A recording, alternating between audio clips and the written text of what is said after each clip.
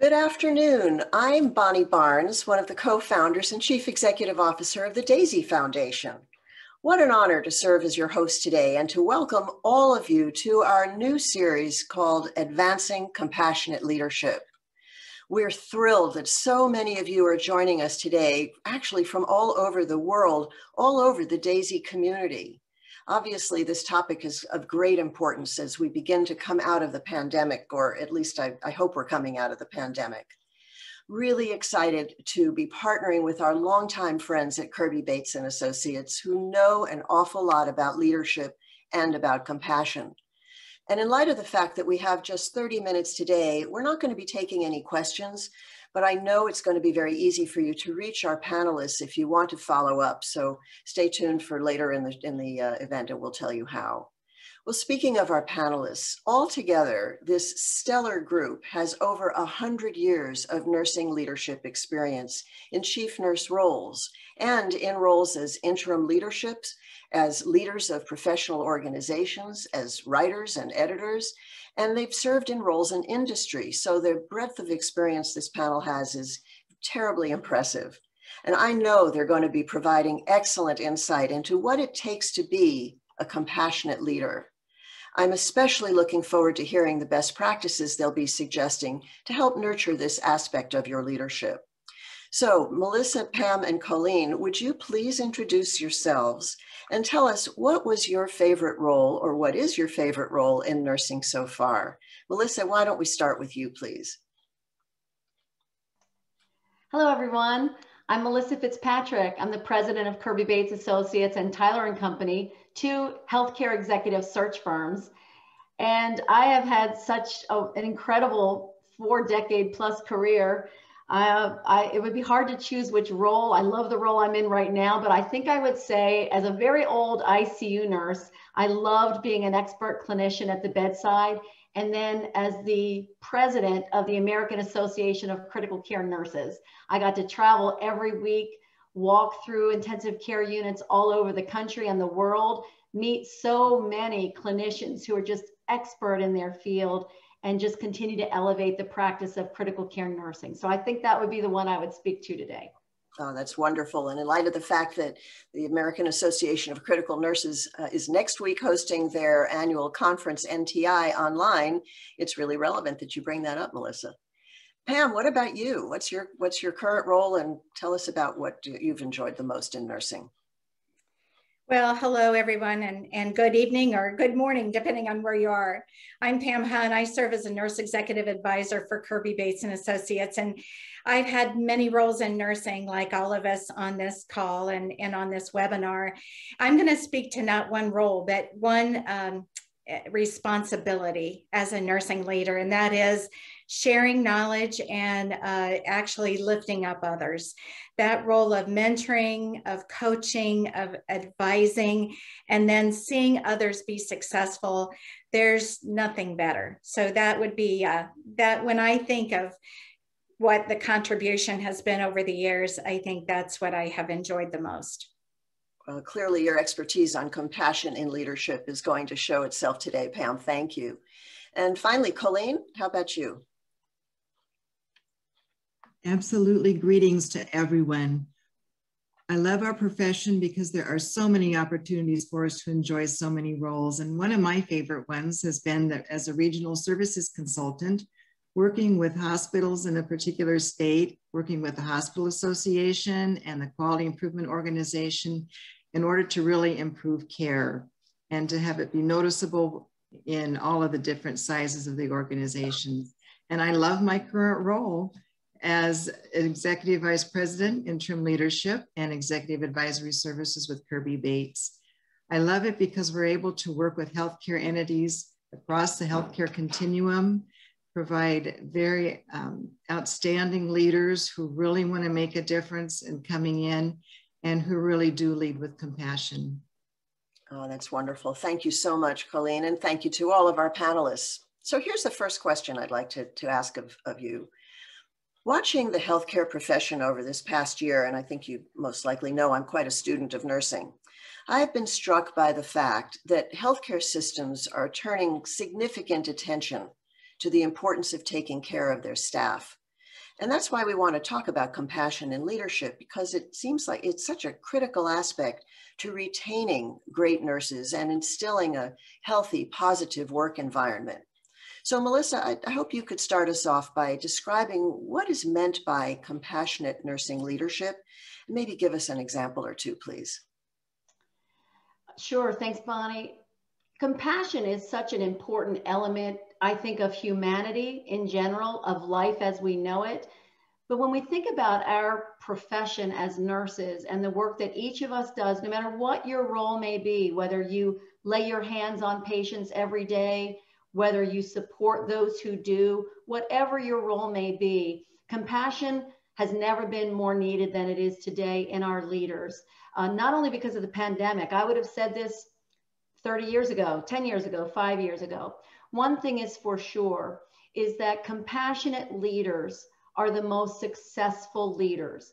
When you lead with compassion, what we mean by that is you bring your full self, your humanity to your role, and you elevate the humanity in those that you serve.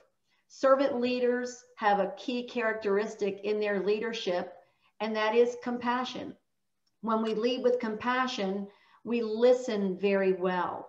We empathize. We put ourselves in the shoes of those with whom we work, those with whom we lead, those with whom we serve.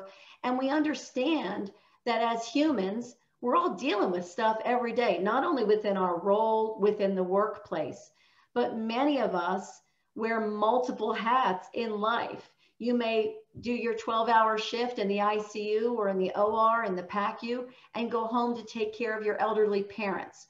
Maybe you're helping raise your grandchildren. Maybe you're raising your own children. Whatever your roles may be, you've got a pretty full plate right now. And so we've got to try to fill up our own tank, our own tank. I think it's one of the most important keys to compassion is self-care, self-love.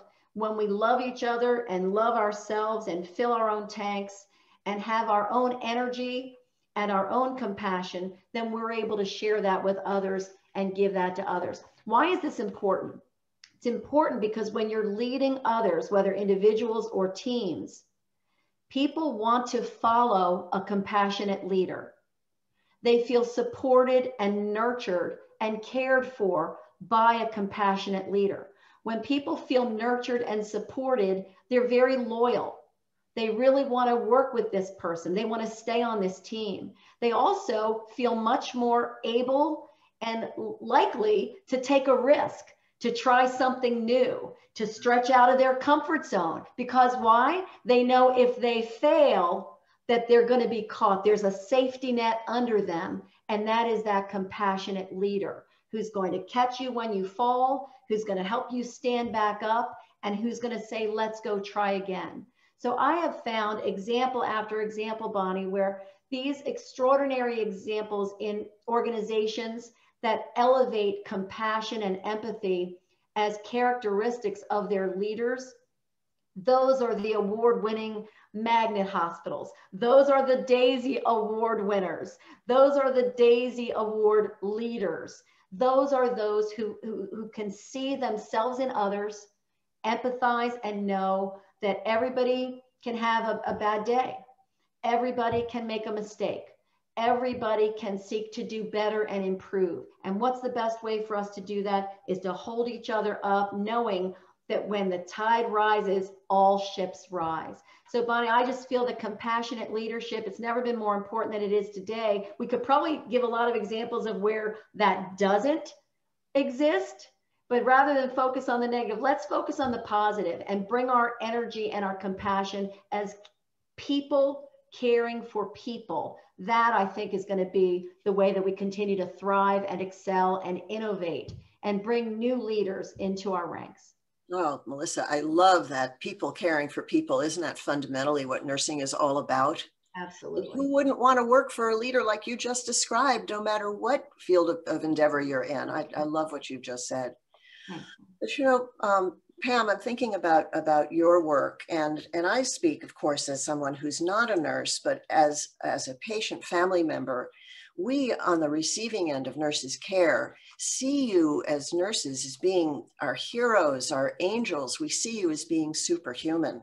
And especially with everything nurses have gone through over the course of the pandemic and all that you've sacrificed. I mean, who wouldn't hold you up on a tremendous pedestal?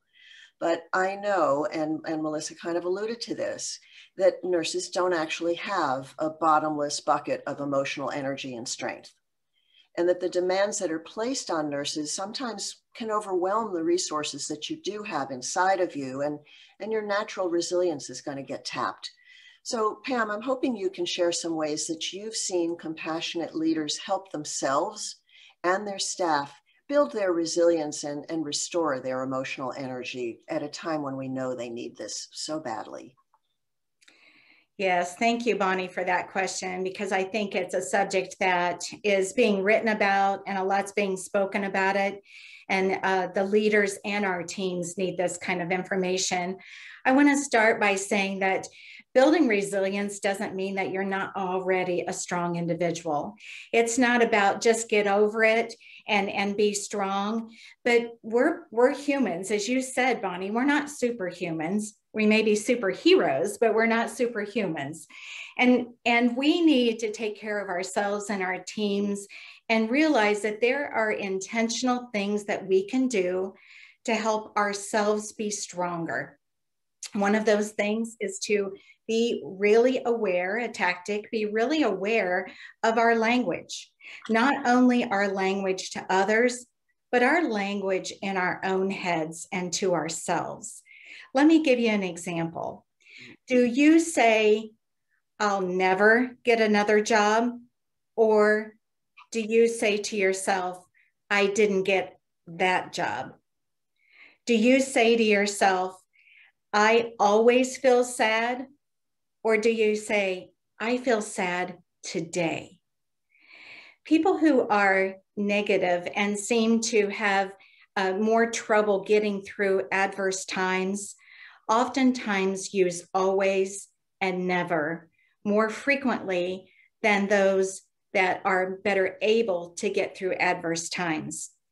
So as we talk about obviously always being sensitive to the compassion that you show your team, be sensitive to the compassion that you show yourself as well. Oftentimes, I listen to podcasts, and last summer I was listening to a podcast about forgiveness. And this particular individual said, sometimes we have bad things to happen to us, and you may never agree about what happened to you, but you start going in the right direction when you admit that it happened and start taking steps of what you want your future to look like.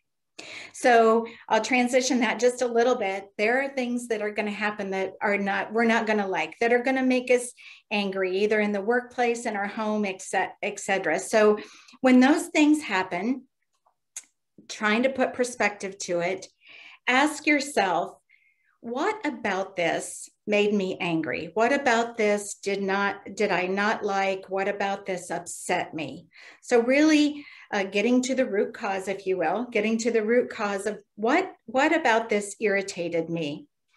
The second question, after you discover the cause, the second question is, what should I do? And I'll put a comma behind that, should I do anything? Because sometimes we just got to get comfortable that made me uncomfortable, that I didn't care for that, but it's not my battle. I'm not going to do anything about it, but understanding and realizing that it made me uncomfortable. And then last but not least, what did I learn from it? Because we can always, always learn from adversity in our lives. As far as our teams, I want to say a little bit about meditation. So I, like Melissa, came from the ICU clinical background. And for me to say, okay, let's all meditate is a little bit uncomfortable.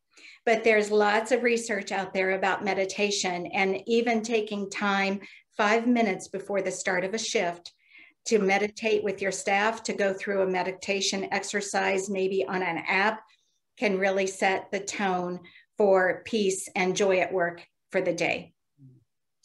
Pam, thank you so much for so many tangible ideas that we can all put into practice. Again, even not being a nurse, I just learned something from you, and I appreciate that. Colleen, your expertise is in placing leaders in interim positions, and I'm so glad to have a second to ask you a question that has occurred to me often when we've met nurse leaders who are in interim roles, and that's this.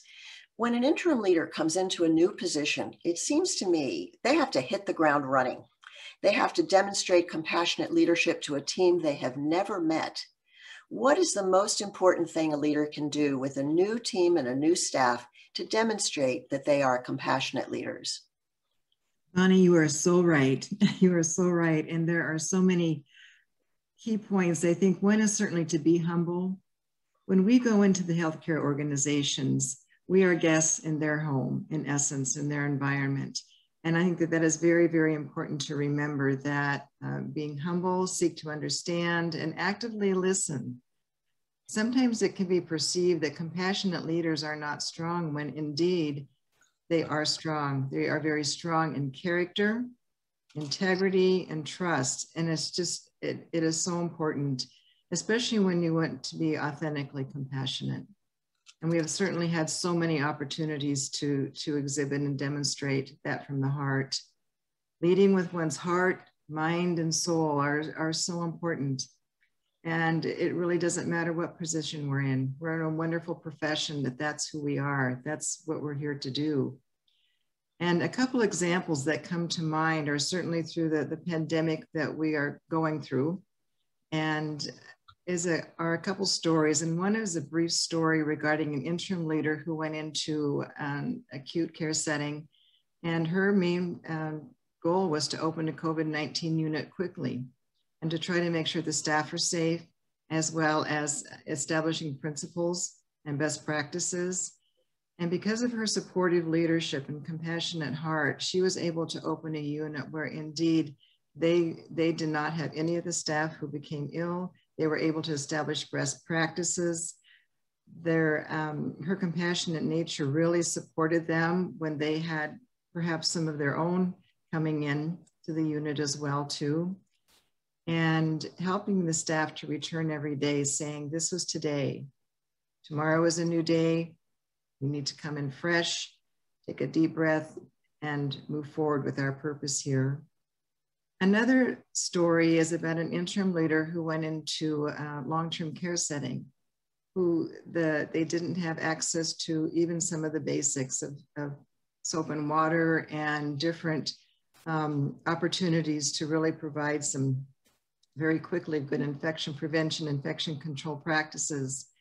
She worked side by side with the staff, whether it was with housekeeping, whether it was with the staff nurses, the physicians, and being able to help them through, because they did see loss of a significant number of residents. They also saw loss of some of their own teammates.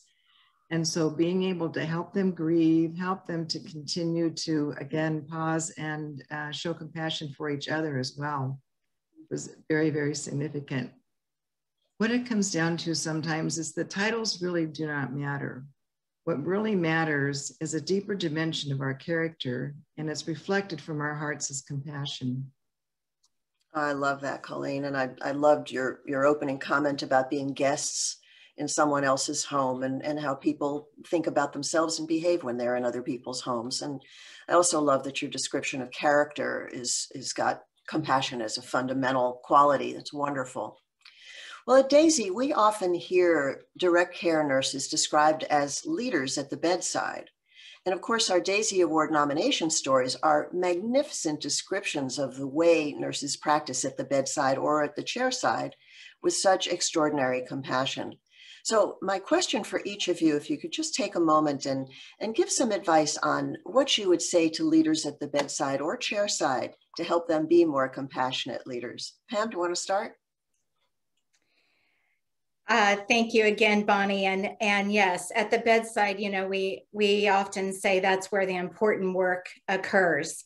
So when I think about a compassionate leader at the bedside, I think about someone who sees that patient as a person. Many of you have heard that term before, but really understands who that person is when they're not a patient. That's actually a question that I like to open up patients to have them talk to me a little bit is, what is it that you like to do when you're not being a patient?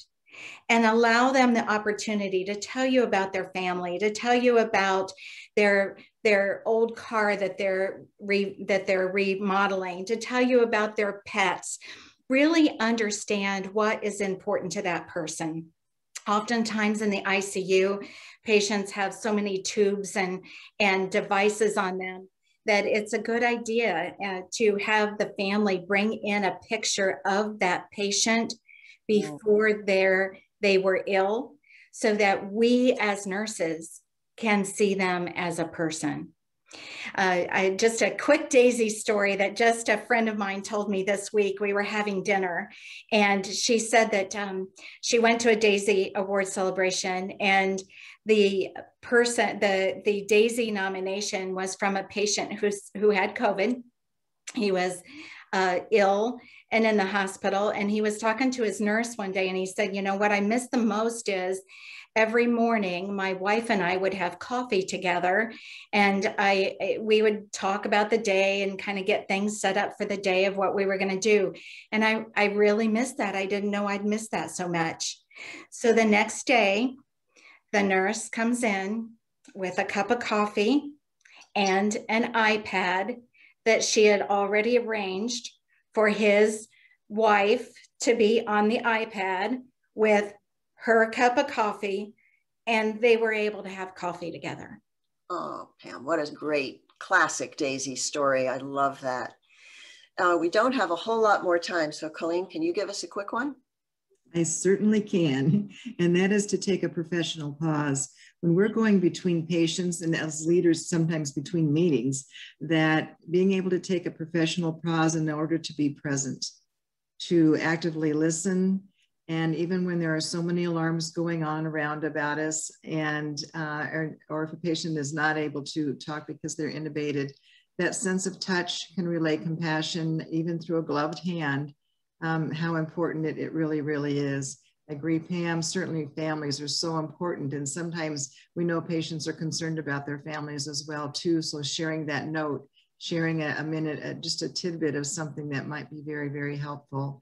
I think a key point is really being able to be present at that moment, and despite the distractions.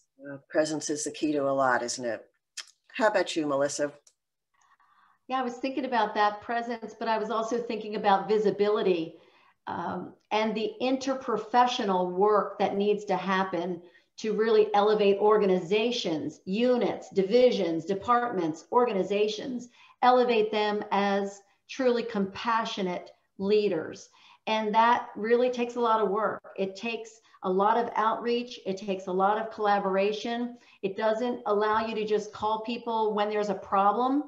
It really means that day-to-day outreach to learn from each other, to share experiences, to problem solve together with the focus on what's best for the patient, what's best for the family, what's best for the team and the organization, but to really be that authentic, genuinely present and visible leader, not only to your own teams within our own profession, but across the multidisciplinary care team that we lead. Nurses lead them. There's no question about that. Oh, that makes so much sense. Well, one final question for our panel. Given the fact that you have a combined 100 years of experience in leadership, have each of you got a pearl of wisdom that you've gleaned over the years? Any final word of counsel you'd like to share with our audience? Pam, you want to go first? Yes, I think I would say authentic is a word that I believe as a leader has been most challenged in the last year. You know, authentic means doing what you say you're going to do. And oftentimes information was changing so rapidly that what we advised our teams to do at 10 a.m. changed at 12 a.m. and it challenged our authenticity. It challenged the view of that with our teams. So being an authentic leader encompasses everything that we've said. It encompasses listening. It encompasses being present.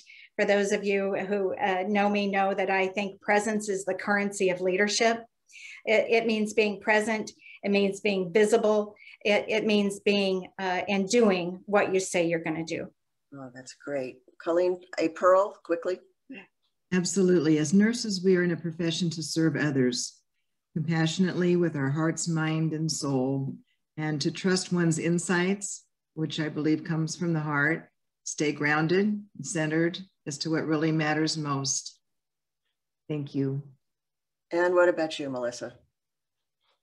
I would say part of the need right now is to dispel some of the mythology about what compassionate leadership is. Compassionate leadership is not weakness. You can still have high levels of accountability and excellence in an environment that fosters compassion. I think the best leaders know how to demonstrate compassion while they are holding people accountable, having those crucial conversations, sometimes crucial confrontations. Being nice is not what we're talking about here. You can still be an exceptional, goal-directed, improvement-minded leader who has a compassionate heart and a compassionate presence. So I think part of what we need to do is role model that compassion. When people see it, they'll know it. Just like when they don't see it, they'll know that's not what they want either. So people will flock into our profession, into our care teams, really to our leaders as we role model those compassionate elements every day, not only in our personal lives, but bring that into our professional lives. I always used to say, I know for a fact, happy nurses make happy patients. I always thought that. And even the Dalai Lama said, if you want to be happy, practice compassion. If you want others to be happy, practice compassion. Same answer, comes back to compassionate leadership. Wow. Well, I'm totally inspired now, and I'm sure that all of our audience is as well. Thank you so much, Pam Hunt, Colleen Clapp, Melissa Fitzpatrick, Kirby Bates and Associates, for sharing your insights and your ideas. And if there's one thing I'd like to say in closing as I think about compassionate leadership, is that I hope that all of you who are in a position to do so will bring meaningful recognition to your nurse leaders, particularly the role of nurse managers. We at DAISY are shining a light on the important role that nurse managers play and the very high levels of burnout and compassion fatigue that they've been experiencing.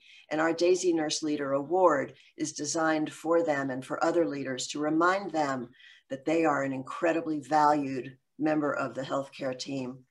So I'm going to close with inviting you to tune into our next program that will be in the early part of August, when our topic then will be compassionate practice through diversity and inclusion. And we'll look forward to welcoming yet another excellent panel of experts on this topic. Thank you so much for being with us today. It's truly been a pleasure to be with you. So long.